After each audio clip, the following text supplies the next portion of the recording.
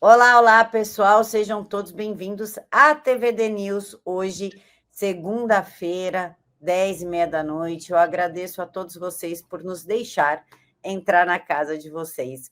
Quero agradecer também a TV aberta no Paraná, Ivaiporã 14.1, Pato Branco 44.1 e Guarapuava 19.1. Hoje nós temos o prazer de receber novamente o Dr. Jeffrey Cicchini. Ele que é mestre em Direito, especialista em Direito Penal e Processo Penal e advogado do tenente-coronel envolvido num suposto golpe. Boa noite, advogado. Boa noite, Camila. Prazer imenso estar aqui de novo. Peço desculpa pela minha voz, eu tô meio fanho hoje, que eu tô um pouco resfriado, mas acho que é possível me compreender. Obrigado de novo pelo convite. Uma ótima semana a todos. Doutor, eu gostaria de começar falando sobre o seu cliente, Tenente Coronel Azevedo. Qual a situação dele? O Azevedo está preso. Está preso preventivamente, aguardando o julgamento para recebimento ou não da denúncia dele. É aquela sessão que foi televisionada no caso do Bolsonaro. No caso do Azevedo, haverá aquela sessão também no dia 21 de maio. Estamos aguardando aquela sessão, porque lá vamos insistir na liberdade do Azevedo, porque não há prova alguma de envolvimento dele nos fatos que estão a ele imputando. Doutor, muito se fala que foi programado ali para tirar a vida do ministro, dono do Brasil, mas isso não é comprovado. E mesmo que se houvesse um planejamento, uma intenção, a partir de que momento no Brasil começou a ser crime a intenção ou um planejamento? Então, a intenção e planejamento não é ainda crime no Brasil, salvo nesse processo. Não existe nenhum outro processo no Brasil que a cogitação, ou aquilo que nós chamamos de preparação, configura crime. Eles inventaram isso para tentar sustentar uma tentativa de golpe. E não é possível. Tentativa está muito longe da cogitação e a preparação. Tentativa é puxar o gatilho. Então veja, Camila, se eu aponto um revólver para alguém, não é tentativa de homicídio. Eu quero matar a pessoa. Eu aponto o revólver para essa pessoa. Ainda não é tentativa de homicídio, é só ameaça. Tentativa de homicídio só depois que eu puxar o gatilho desse revólver.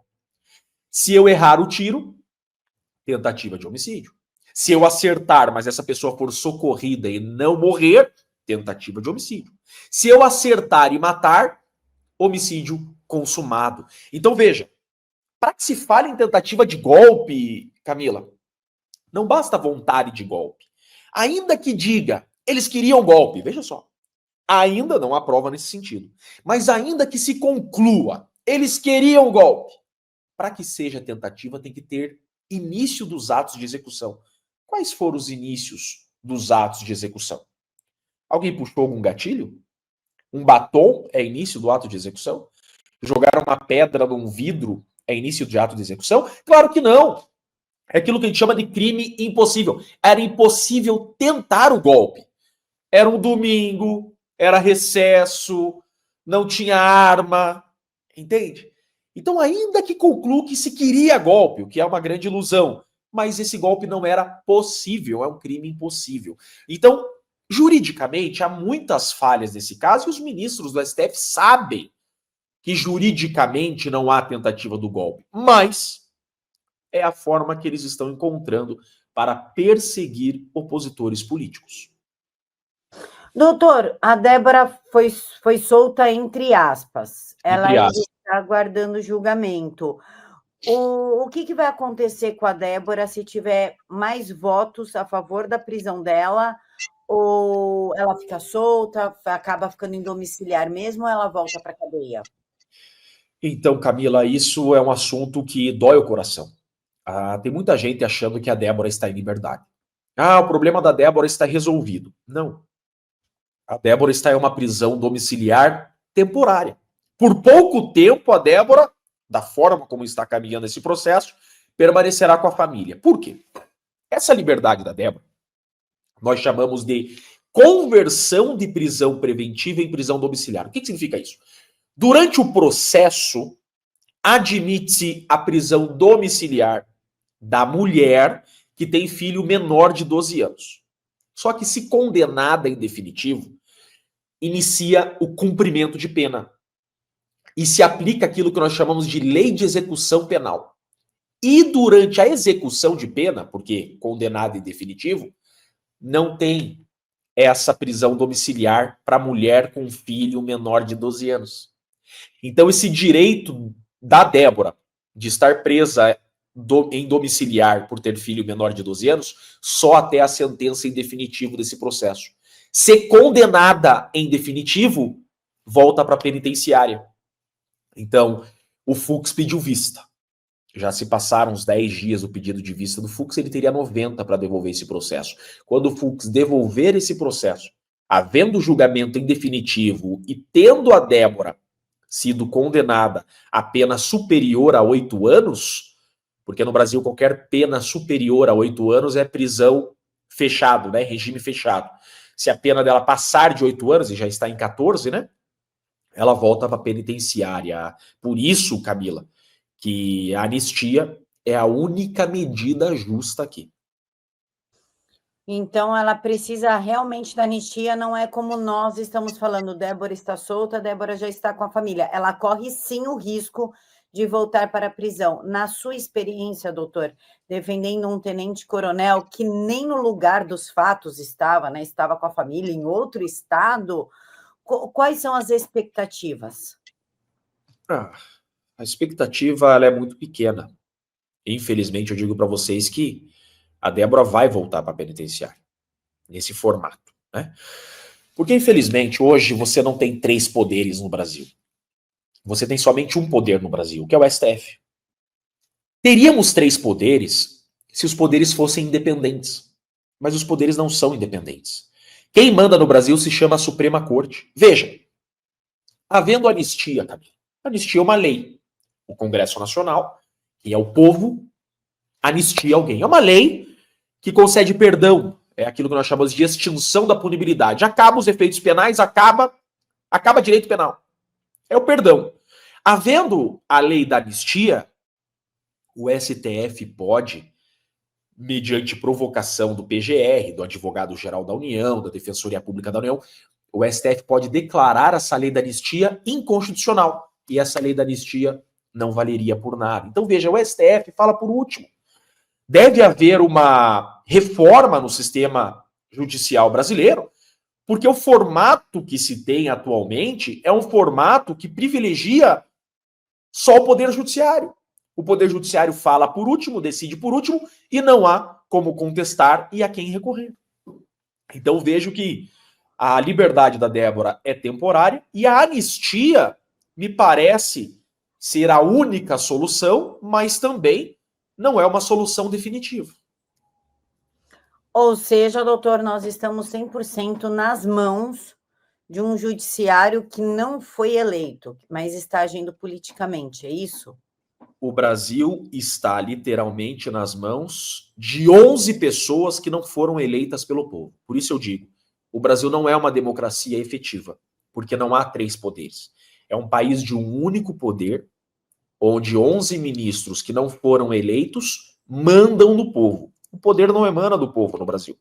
O poder emana de 11 ministros, porque eles falam por último, depois do povo, e não há como recorrer da decisão deles. Doutor, o senhor é doutorando também na área criminal, certo? Sim, senhora.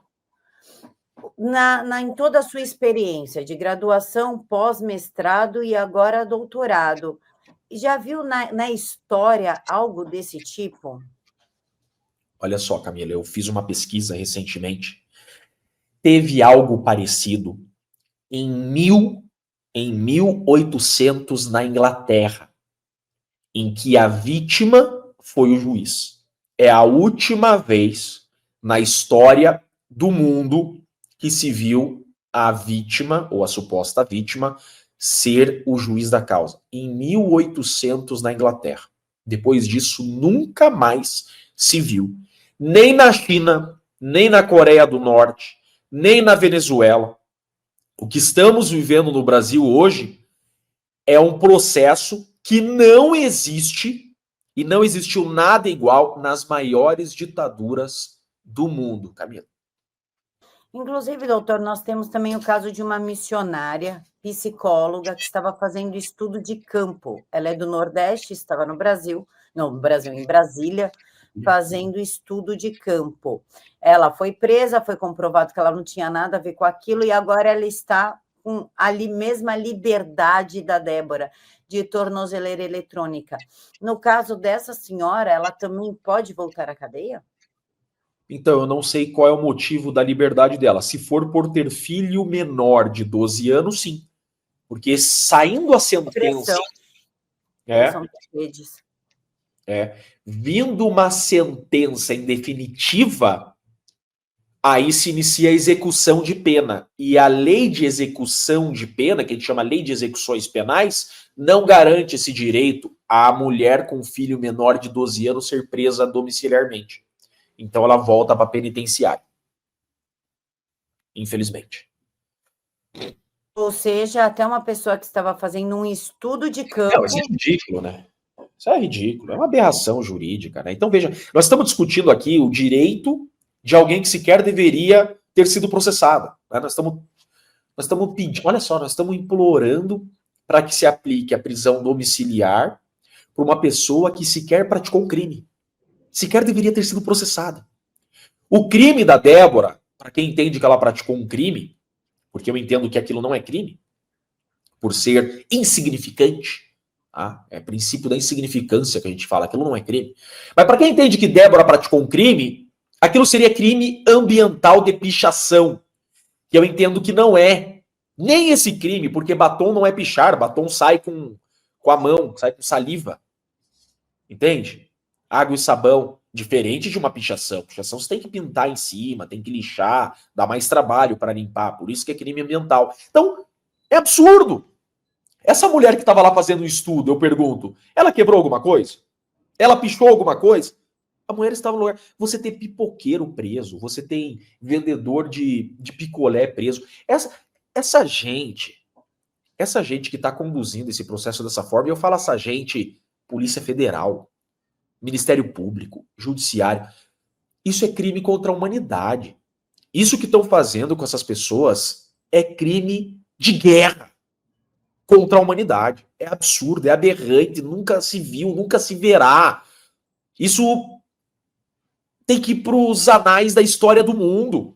Daqui 2000 anos vai se falar disso, de tão grave que é. Doutor, eu ia falar a respeito de 2 vídeos que o senhor colocou no seu Instagram, mas o senhor falou que isso é crime contra a humanidade. Por que o Tribunal Penal de Haia não faz nada? É porque, infelizmente, esses tribunais não servem para nada, Camila. É só para inglês ver. Porque existe uma coisa que esses tribunais respeitam, que é a soberania de um país. Então ninguém invade a soberania de um país. O que tem que fazer é exatamente o que o Donald Trump está fazendo. Processar o CPF do Alexandre de Moraes. Você não pode fazer nada contra o Brasil, porque existe respeito à soberania. Ah, mas tribunais internacionais punem o Brasil. Não punem.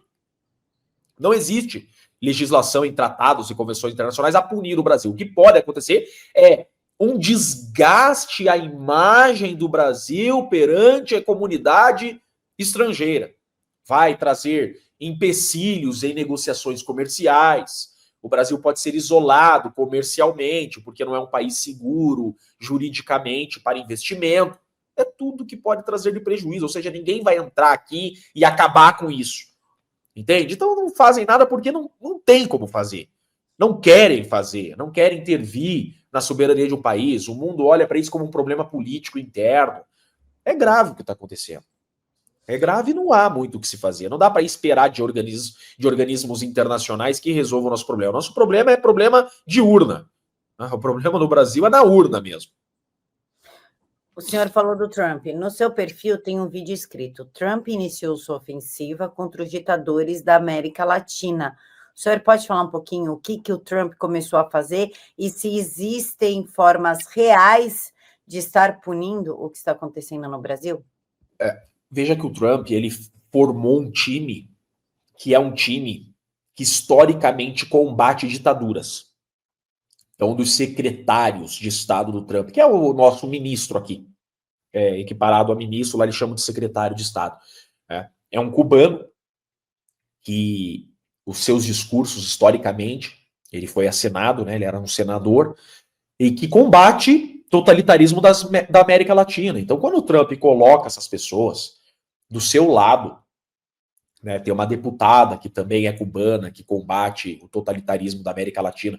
Quando ele se cerca dessas pessoas e coloca essas pessoas nos principais cargos estratégicos do governo, é um recado para a América Latina. Ó, eu estou alinhado, com o discurso dessas pessoas e essa é a nossa missão. E veja que uma das principais medidas iniciais dele foi o processo contra o Alexandre de Moraes. Você imagina só um presidente dos Estados Unidos no primeiro semestre de governo, ele processar um ministro do STF do Brasil. Significa que isso é algo muito importante para ele, porque falta tempo para um chefe do Poder Executivo no seu primeiro semestre de mandato. Veja, é desgastante o primeiro semestre. Ele vai dar passos dos assuntos que são mais caros a ele, mais importantes a ele. Então, quando eu digo que ele iniciou essa ofensiva contra ditadores da América Latina, é porque ele iniciou. Quando ele entra com processo no CPF do Alexandre de Moraes, e veja que ele faz no CPF do Moraes, porque ele sabe que ele não pode atentar contra a soberania nacional brasileira, porque senão ele coloca os Estados Unidos em um problema contra o Brasil e vice-versa. E não é isso que ele quer. Ele não quer que os Estados Unidos tenham um problema com o Brasil. Não, não. Ele quer combater aquele que ele selecionou como ditador. Ele quer combater o Maduro, ele quer combater o Alexandre de Moraes, ele quer combater a pessoa do ditador e não o Brasil.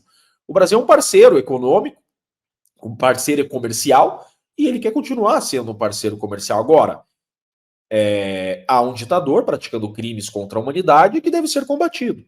E percebo que essa estratégia do Donald Trump foi muito bem selecionada e ele já deu início a essa execução.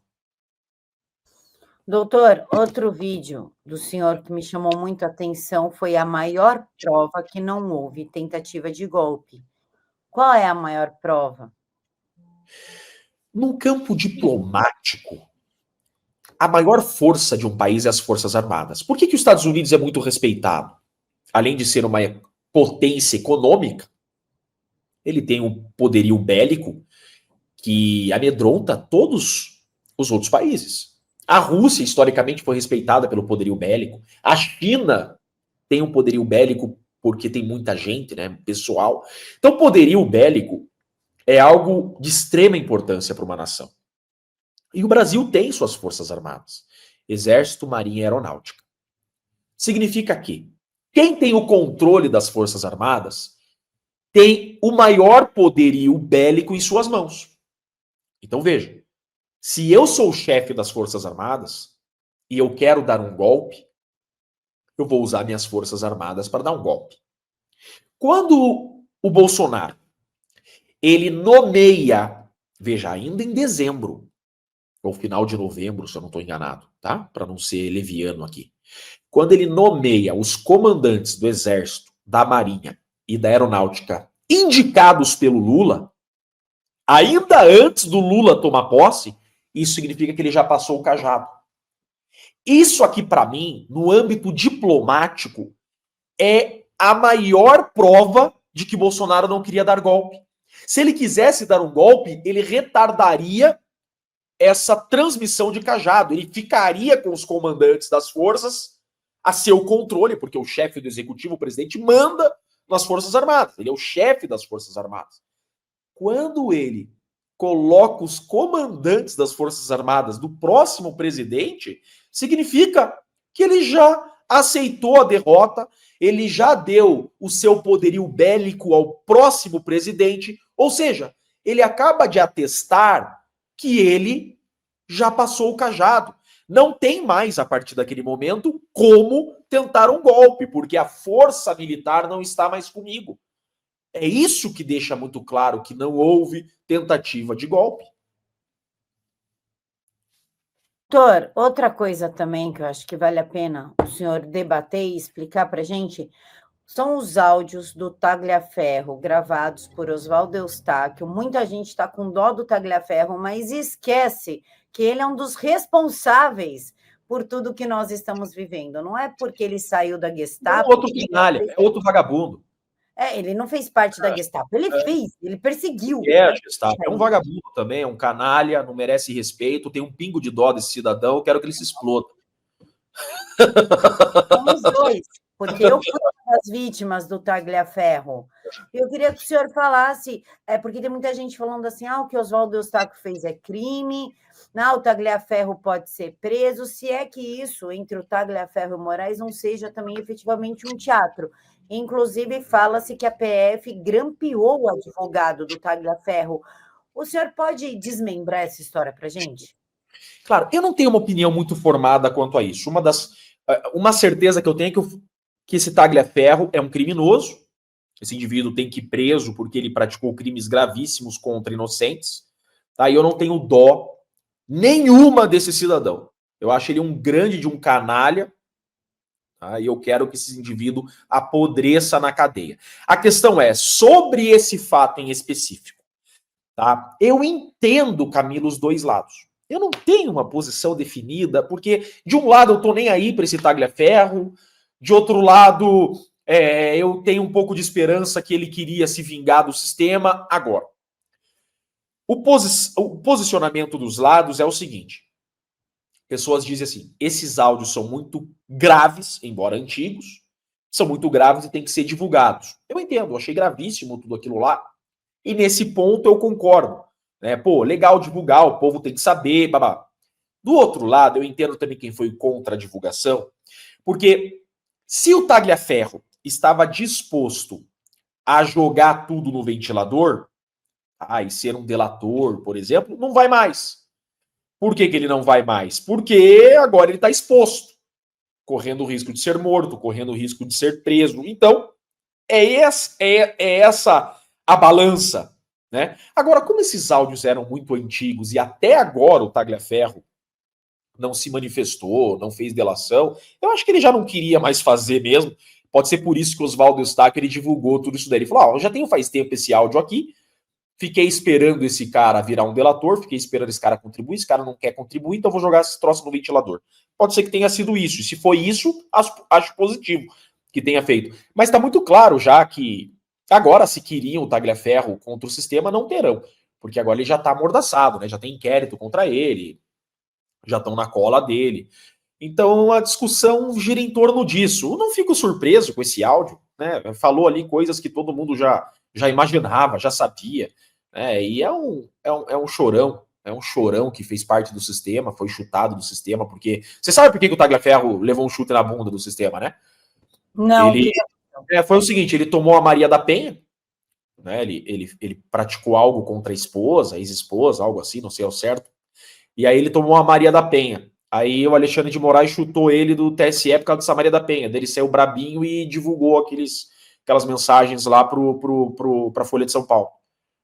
Ele saiu brabinho porque foi demitido e saiu divulgando aqueles áudios, aquelas mensagens lá. Foi isso que aconteceu. Ou seja, foi vingança, não foi... Um vinga o outro, é tudo gente ruim. É tudo gente do mesmo saco. E o fato da PF ter gravado os áudios, as ligações entre ele e o advogado, isso não gera problema com a OAB? Isso gera, porque daí é o seguinte, é o advogado. Aí eu tenho que proteger minha classe. Aí isso é inadmissível. Como que você vai gravar o advogado? O advogado está praticando algum crime, falando com o cliente dele? Claro que às vezes você pode estar conversando com um cliente que está interceptado. E aí é natural. Agora você não vai usar os áudios do advogado, a não ser que o advogado seja parte da organização criminosa. Agora, se está tendo apenas um diálogo entre cliente e advogado, você até vai ouvir esses diálogos, porque o cliente está interceptado. Você não vai usar esses diálogos.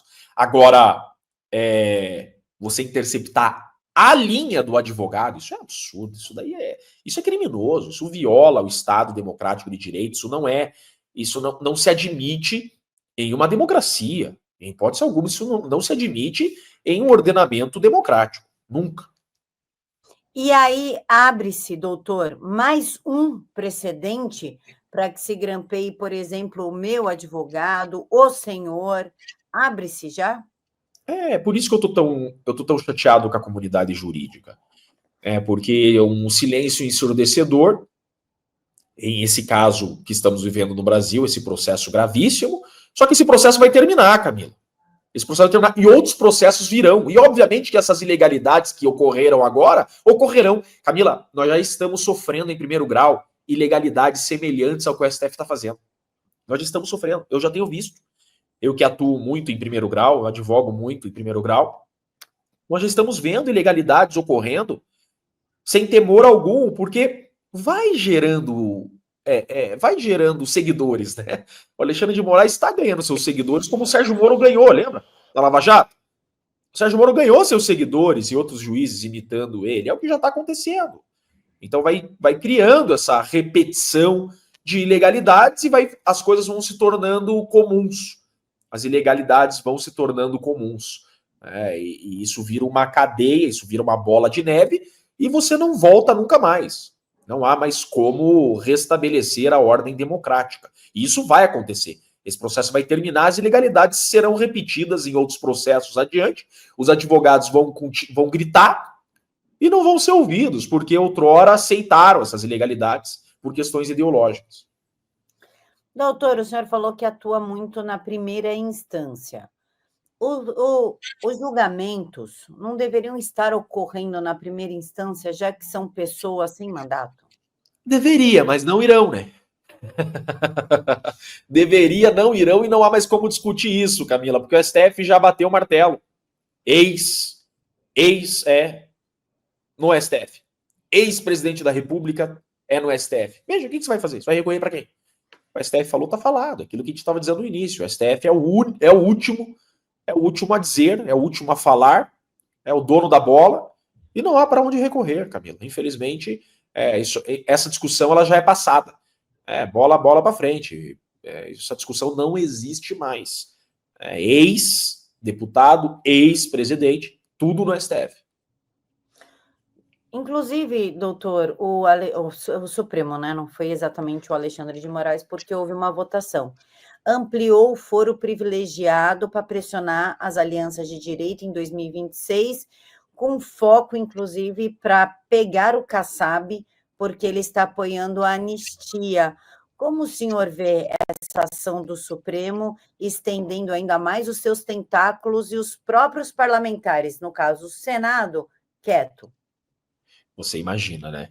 Você imagina isso, gente. Anistia é direito e prerrogativa do Congresso Nacional. Como pode um outro poder querer ou não querer que uma lei seja aprovada? E para impedir que essa lei seja aprovada, utiliza-se de estratégias para perseguir pessoas que têm capacidade de fazer aprovar essa lei. Isso não é uma democracia. Isso não é um Estado de direito.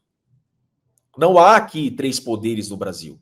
Existe um único poder mandando nos outros 2 e utilizando, inclusive, da força, da grave ameaça para mandar.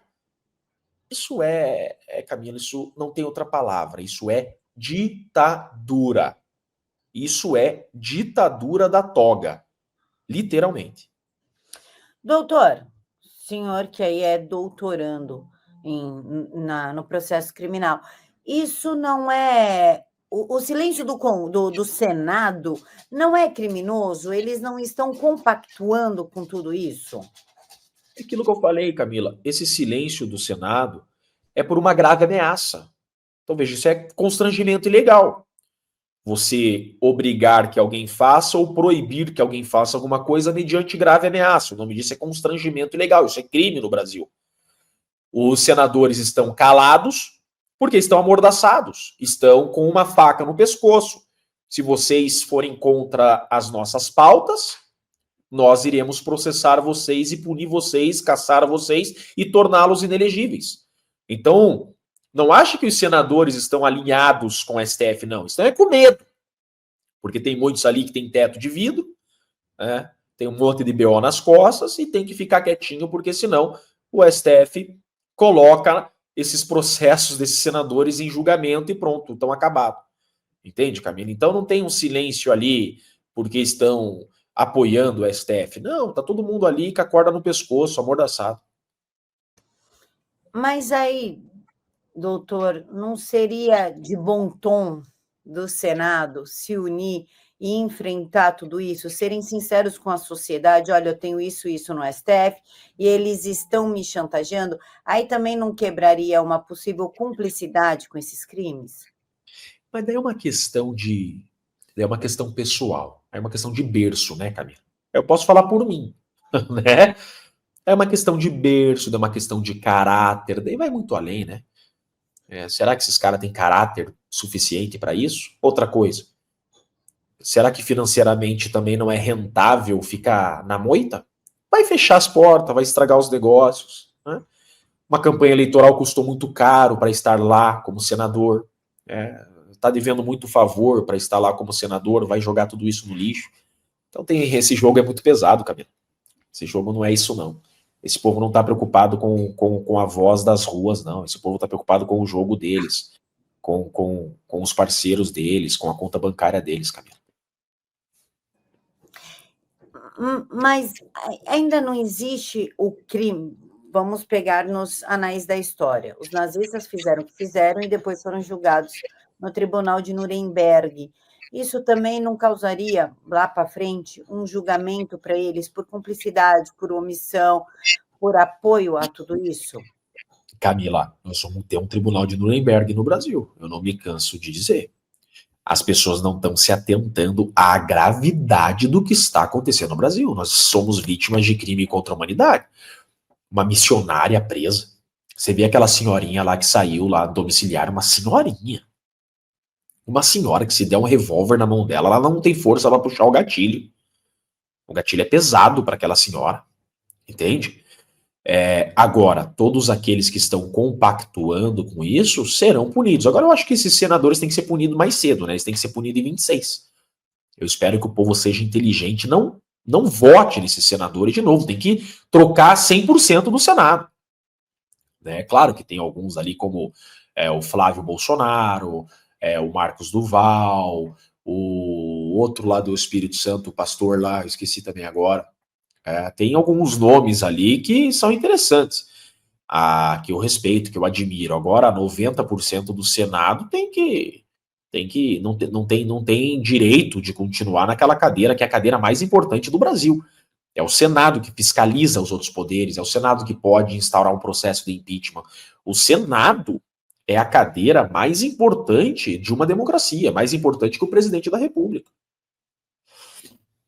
Doutor, o senhor advoga, defende um tenente-coronel com diversas especializações, seria assim a estrela do Exército, né? Com estrelas e patentes e tudo. O Braga Neto, ele também está preso. Qual a posição do Exército com o julgamento contra o seu cliente, que estava aí cotado também para ocupar altos cargos dentro do Exército? General Braga Neto preso, General Heleno sendo perseguido. O que justifica esse silêncio e essa anuência do Exército? Camila, nunca tive contato com militares além do meu cliente, nunca tive contato com o comando do Exército, desconheço, não tenho essa resposta para te dar. Nunca, ninguém nos procurou, estamos fazendo nossa defesa sozinhos. É claro que o Azevedo está tendo um apoio institucional, né, não está sofrendo tortura, não está sofrendo, né, está sendo respeitado. Agora, apoio no processo, vamos apoiar, estão lutando por ele, eu desconheço se está havendo algum bastidor nesse ponto. Agora, para mim, não chega essa informação, Camila. Como o senhor vê esse silêncio do Exército? Eu vou falar na minha visão de população, de povo, de pagadora de impostos. Eu acho isso revoltante, porque uma instituição que deixa o seu general, o Braga Neto, que fez a intervenção no Rio de Janeiro, uma intervenção extremamente bem sucedida, no Rio de Janeiro, eles não abrem a boca, vê o general Heleno, que já é um senhor de idade, sendo perseguido, presidente da República, e os seus pares sendo perseguidos dessa forma, e não abrem a boca, eu, como população, como povo, vejo uma fraqueza e uma submissão ao Supremo, querendo ou não, revoltante, porque as nossas Forças Armadas era a nossa última esperança. Como o senhor vê isso? Camila, o atual comandante do Exército foi nomeado pelo Lula. E no Exército existe aquilo que chamam de cadeia de comando. O que é cadeia de comando? O de cima manda mais que o de baixo. Quem manda no Exército é o comandante do Exército. Quem não tocar como ele determina, ele troca, ele tira. Então ninguém quer perder o emprego, ninguém quer perder o salário. Pronto, a resposta está aí. O comando do Exército foi nomeado pelo Lula, o comando do Exército manda no Exército. Quem enfrentar a ordem do comando do Exército está fora, está demitido, perde o emprego, vai preso. Ninguém vai enfrentar o seu chefe. Essa é pronto. Quem que vai enfrentar o chefe? Ninguém vai enfrentar o chefe, ainda mais no militarismo, que você pode tomar punição física, tomar uma cadeia, entende? Então, mais ainda no militarismo, que não admite greve. A Constituição não admite que um militar faça greve. Então, sem chance esperarem algo do Exército, esqueça. Então, para a população, então, doutor, qual seria a saída? Porque sem chance de esperar algo do Congresso, sem chance de esperar algo do Exército. Inclusive, o deputado federal Zucco entrou com a PL para pedir a anistia para pedir o habeas corpus dos presos do 8 de janeiro. Qual, então, é a saída para o povo? A única saída do povo é em 26, 2/3 do Senado Federal. O povo vai votar em 2 senadores do seu estado. Então você vai selecionar os 2 melhores nomes e vai votar nesses 2 nomes. Para que em 27 exista um Senado Federal no Brasil. Porque o Brasil não tem Senado Federal hoje. Esses que lá estão não podem ser chamados de senadores. Né? Então a solução do Brasil é um Senado novo em 2027. Perfeito, doutor. Eu concordo plenamente com o senhor. A saída do Brasil é a votação, embora sejam caixinhas mágicas, mas, né, para deputados e para senadores, para que a gente tenha principalmente pessoas que não tenham processo, que não tenham ligação com o Supremo. Mas nós também temos que lembrar que existe o Bolsa Família. Como o senhor vê essa manipulação do povo, principalmente no norte, há muitos dependentes do Bolsa Família, influenciando nas escolhas dos parlamentares com a justa razão, com medo de perder a sua única fonte de renda? É o jogo da esquerda, né? Gerar uma dependência falimentar, gerar uma dependência física, gerar uma dependência emocional. É o jogo da esquerda. Veja, as pessoas pouco reconhecem isso, mas a esquerda ela pouco investe em educação porque ela quer manipular. Ela quer manipular o povo com menos estudo, menos educação, o povo mais manipulado. Mas é uma grande ilusão também, né? A esquerda vem com esse papo de eles são os donos, eles são os paladinos, o pai do pobre, é eles que dão assistência. Veja que o Bolsonaro deu mais assistência do que a própria esquerda. Só que não usa isso como palanque. Né? Então, infelizmente, a esquerda sabe usar esse discurso como palanque. Então, gera uma dependência emocional dessas pessoas mentirosa. Então, é necessário que tenha Bolsa Família. É obrigação do Estado prestar assistência. Obrigação do Estado. Agora, o Estado tem que gerar condições de que essas pessoas consigam largar essa dependência. Você não dá só o peixe, né? Você não fica dando peixe para sempre. Você tem que dar varinha de pescar. E a esquerda não quer que as pessoas tenham a varinha de pescar porque ele quer aprisionar as pessoas. É o que o Bolsonaro fez. Ele dava o peixe para quem não tinha como pescar e dava a varinha de pesca para quem tinha condição de pescar. É esse o certo. É isso que a direita quer. É isso que a gente busca quando a gente fala em liberdade. Perfeito, doutor. Agora, falando em liberdade, não tem como a gente não falar no presidente Jair Bolsonaro. Ontem, aqui em São Paulo, na Paulista, aconteceu uma manifestação magnífica, gigantesca, embora a USP minta que só teve 45 mil pessoas. Nós temos imagens dos drones Só na Gomide cabem 45 mil pessoas e ocupou 3 ou 4 quarteirões pelas imagens dos drones. O presidente ele alega que se ele for preso, ele pode ser morto.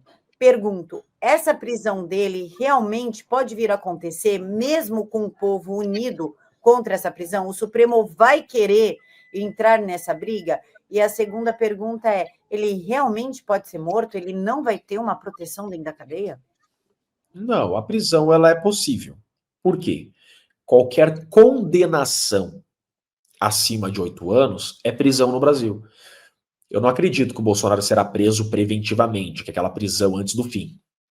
Mas ele está sendo processado. Eu não posso, na condição de advogado criminalista e professor de processo penal, dizer que existe um processo, mas não existe risco de prisão. Não. Um câncer. Eu não posso dizer que um paciente está com câncer e não tem risco de morrer. Todo paciente com câncer corre risco de morrer. Então o processo é o mesmo raciocínio. Existe um processo e o risco de ser preso. Agora, quando será preso que está surgindo uma grande discussão. Eu não acredito mais numa prisão em 2025. Mas essa prisão ela é muito real. Porque se condenado, as penas vão passar de 8 anos, com toda certeza. Passando a pena de 8 anos, é cadeia no dia seguinte, não tem para onde recorrer. Então a prisão do Bolsonaro, ela é praticamente certa. Agora a discussão é quando será. Entende, Camila? Quando será? Eu tenho um pouquinho de esperança ainda que esse jogo vá virar, porque eu acredito que a pressão popular vai começar a interferir, pelo menos minimamente, dentro da Suprema Corte, e vai começar a aumentar o debate entre os ministros. Eu acho que o Alexandre de Moraes não é mais unânime, ainda é maioria, mas não é unânime, e cada vez mais esse processo vai enfraquecendo, e essa força do Alexandre de Moraes vai enfraquecendo entre os pares, e essa é a única esperança que nós temos. Doutor, aí é que tá, eles vão querer enfrentar de fato a fúria do povo, porque assim, nós temos já o Daniel Silveira preso, o que já gera revolta, porque nem na Páscoa ele vai poder sair para ver as filhas, sendo que era para ele estar solto. Ele tinha ganhado a liberdade condicional, voltou para a prisão porque teve pedra no rim. Existe toda uma perversão nessa estrutura contra o Silveira. Nós também temos exilados. O povo já está já no nível de saturação. Até algumas pessoas da esquerda falam sobre isso. É conveniente para o Supremo enfrentar a fúria de um povo cansado? Não menospreze jamais a cabeça de um ditador. Essa pergunta pode ser feita o seguinte: o ditador da Venezuela está preocupado com o povo? O ditador da Coreia do Norte, o ditador nunca está preocupado com o povo. Ele sempre pensa que ele tem um Estado, que o Estado é mais forte que o povo, e o povo vai ter que estar de joelho sempre. Eles não estão nem aí. Eles não estão nem aí. Então, assim, é possível que a força popular comece a interferir de alguma forma em outros ministros. Então é possível que outros ministros possam começar a repensar suas atitudes. Por isso que eu insisto que o povo continue gritando, que o povo continue bradando, dentro da legalidade sempre, porque nós somos ordeiros, então dentro do direito assegurado constitucionalmente, que cada vez mais o povo se levante. Porque isso interfere, sim. Isso pode de certa forma, interferir no quórum. Agora, é muito difícil dizer quem tem maioria e quem não tem. Mas essa gente não está preocupada com o povo, não, Camila. Com certeza não. Eu acho que esse poder, essa força do povo, ela deve existir principalmente para influenciar o Senado Federal. Eu acho que esse levante do povo está sendo muito necessário, principalmente para haver interferência no Congresso, porque o povo está diretamente vinculado aos congressistas. O povo não nomeia ministro do STF, então não posso dizer que o ministro do STF está preocupado com a voz do povo. Ele não depende do povo para estar onde está, ele já está nomeado e o povo não tem como tirá-lo dali. Agora, esse levante do povo deve existir e tem reflexos diretos no Congresso Nacional, que ali são os representantes do povo. E o Congresso Nacional tem muito a fazer, né, Camila? Sabemos que o Congresso está pecando muito. O Hugo Mota está sendo um covarde, né? Está amordaçado, como a gente falou, já enfiaram um inquérito nele para amordaçá-lo. Então é importante essa interferência do povo para que pelo menos seus representantes tenham vergonha na cara e comecem a representar de fato o povo brasileiro. Doutor, o que nós podemos, então, esperar daqui para frente? Ontem nós tivemos a manifestação, o povo já deu sua voz em São Paulo, Rio de Janeiro, diversas manifestações nas redes sociais. O que a gente pode esperar daqui para frente? Lembrando que ano que vem, 2026, a gente entra em campanha eleitoral e, inclusive, é proibido de falar sobre as caixinhas mágicas. Aí que entra uma pergunta, doutor, que me veio agora. Onde na Constituição está escrito que a gente não pode questionar as eleições? Não, isso daí faz parte da democracia, né? Agora eles conseguiram amedrontar o povo que esse assunto é tabu. Ninguém pode falar desse assunto e ninguém vai falar. Pode ter certeza. Na próxima eleição, ninguém vai ter coragem de falar esse assunto. Isso daí é águas passadas e quem falar isso vai ser perseguido. É um assunto que não se discute mais no Brasil. Eles conseguiram, nesse ponto, amordaçar o povo. O que eu posso esperar daqui para frente é que o povo não se acovarde aos seus representantes, nesse primeiro ponto. O povo tem que entender que aquela gente que está lá, aqueles 500 deputados, aqueles 80 senadores, né, eles estão lá por causa do voto do povo, voto popular. Então eles merecem respeito à vontade popular. Eu espero que o povo cobre com mais garra, né, de forma mais dura, os seus representantes. Doutor, juro que é a última pergunta que me veio agora, juro, que me veio agora. Aqui é um prazer. Dizem que reza a lenda, porque agora no Brasil Constituição é lenda, então reza a lenda que interferência nas eleições é crime. O Supremo, em 2022, impediu que nós falássemos a verdade sobre o Lula. Defensor do aborto, defensor de ditador, lambe-bota de comunista, preso, corrupto, isso tudo nos foi proibido de falar, inclusive proibido ao presidente Jair Bolsonaro. O outro lado não teve qualquer tipo de proibição, inclusive o Janones, o rachador, né, que fez rachadinha, ele se gaba de ter interferido no processo eleitoral, divulgando fake news. Ele fez até um livro, Janonismo Cultural. Como o senhor vê esses lados? Um lado não pode falar a verdade, mas o outro lado pode mentir, interferindo nas eleições, que nada é feito. Isso é crime. Isso é improbidade administrativa, isso é crime de responsabilidade. Você interferir de alguma forma no pleito eleitoral, seja favorecendo um lado ideológico ou outro lado, isso é crime de responsabilidade da autoridade que o faz, merecendo cassação, perda do mandato. A lei eleitoral brasileira, ela proíbe durante o pleito eleitoral a difamação, a calúnia. Então, quando você dá uma notícia lá, corrupto. Então, pera lá, esse cara tem processo com trânsito em julgado? Tem. Então pode chamar de corrupto. Não tem, não pode chamar de corrupto. Então, em cima disso, entende? Então, o que é verdade e o que não é, porque a lei diz, você não pode difamar, você não pode caluniar. Agora, a partir do momento que você aplica a lei para um lado e não aplica para o outro para favorecer, aquele que está utilizando da caneta para favorecer um lado, favorecer o outro, está praticando um crime de responsabilidade.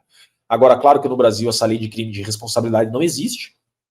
Ela está só no Google, ela existe só para inglês ver. Então é assim, manda quem pode, obedece quem tem juízo, Camila. Esse é o Brasil. É a democracia, o Estado democrático de direito. Esse é o tal do Estado. Quem pode, obedece quem tem juízo. A democracia relativa, como diz o Lula, né? Deve ser essa que eles falam. Deve ser isso. Doutor, eu quero agradecer a participação do senhor, mas deixa suas redes sociais, eu acompanho pelo Instagram. O Instagram é a rede que eu mais uso, @JeffreyChiquini. E o X? O X eu comecei a usar faz um mês. Mas o X eu uso mais para xingar pessoas. Acompanhe o X. Eu gosto do X porque é a Cracolândia da internet. Eu pretendo usar, eu xingo os outros ali já. Eu adoro o X, lá é livre, usem o X. Mas o seu Instagram... Eu também é Jeffrey Chiquini também. Eu uso sempre igual. Doutor, o seu Instagram é muito bom, o senhor sempre opina, tem vídeos, tem cortes, está sempre muito atualizado, inclusive com notícias. O senhor não tem medo de virar alvo do Supremo? Eu não. Eu sou um cidadão, tenho liberdade, sou um advogado, eu vou sempre defender a correta aplicação da lei. Eu nunca vou me ajoelhar para ditador, nunca vou me ajoelhar para a tirania do Estado, jamais. Eu sou advogado, eu tenho um compromisso com a lei, com a correta aplicação da lei. É minha missão de vida defender a Constituição. A partir do momento que eu parar de defender a lei e a Constituição, eu não sou mais advogado. E eu não nasci para ser covarde, a advocacia não combina com covarde, e quem é covarde não tem que advogar. Eu jamais vou me curvar à tirania.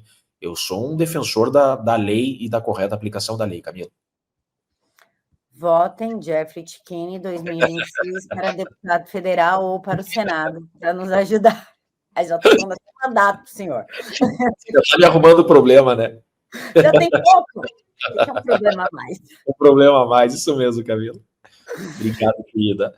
Doutor, muito obrigada. É um prazer imenso recebê-lo. Já estou me sentindo em casa já, Camila. Já está em casa. É isso mesmo. Obrigado pelo carinho, pela consideração. Estamos juntos sempre. Juntos somos mais fortes. Juntos somos mais fortes, doutor. Isso é verdade. Quero agradecer ao pessoal da TVD Parabólica Digital 581 que nos acompanhou até aqui e nos permite entrar em suas casas todas as noites. Nos vemos amanhã, terça-feira, às 10h30. Fiquem todos com Deus. Um abraço, boa noite a todos. Tchau, tchau.